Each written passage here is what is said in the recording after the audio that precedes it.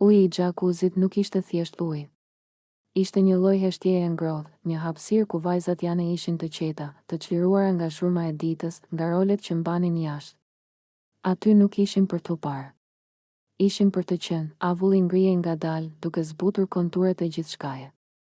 Zërat e tyre përzieshin me tingullin e lehtë të ujit që lëvizte, me të qeshura të shkurtra, me biseda të zakonshme, pa prapavi, pa qëllim tjetër veç çlodhjes, dhe pikërisht aty, në atë hapësirë që nuk kërkonte spektator, u afrua Limi, një afërsia që nuk është fizike. Limi nuk hyri menjëherë. Ai qëndroi pranë. Një distancë që në dukje ishte e pafajshme, por që në të vërtetë mbante një peshë. Sepse afërsia nuk matet gjithmonë me hapa. Ndonjëherë matet me vështrime. Ai nuk tha asgjë, por mendja e tij po fliste shumë. Në ato momente, njeriu përballet me veten më shumë se sa me të tjerët. Me mënyrën si sheh. Me arsyet pse sheh. Me kufirin mes kuriozitetit dhe mungesës së respektit. 2. Kur vështrimi humb kontrollin, nuk ishte dëshirë e artikuluar. Ishte hutim. Një tronditje e brendshme që lind kur njeriu haron për një çast se përballë tij janë njerëz, jo pamje. Limi e ndjeu këtë çast si një rëshitje mendore. Një mendim që shfaqet pa leje.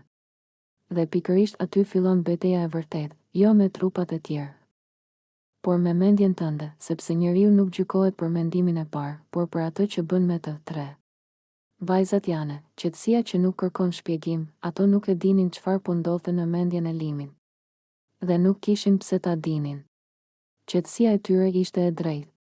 Prania e tyre ishte e pafajshme. Në këtë ese, vajzat nuk janë objekt. Janë subjekte të qeta, të sigurta në hapësirën e tyre. Dhe pikërisht kjo siguri është ajo që e bën çdo vështrim të pavend të ndihet si shkelje, jo si admirim. 4.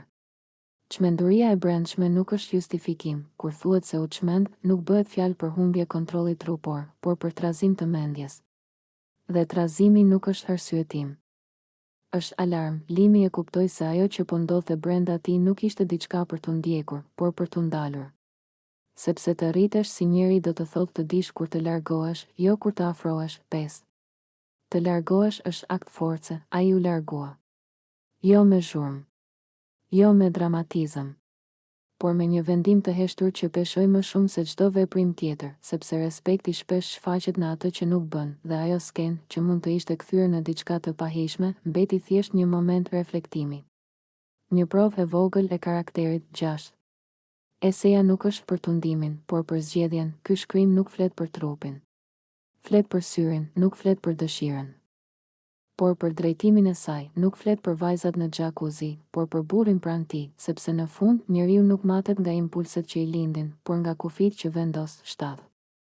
Përfundim, heshtja që shpëton dinjitetin. Uji vazhdoi të lëvizte lehtë. Vajzat janë vazhduan bisedën e tyre.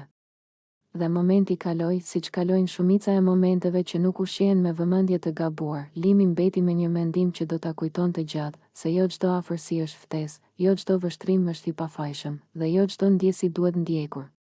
Kjo është pjekuria, dhe kjo është eseja e vërtetë e asaj skene.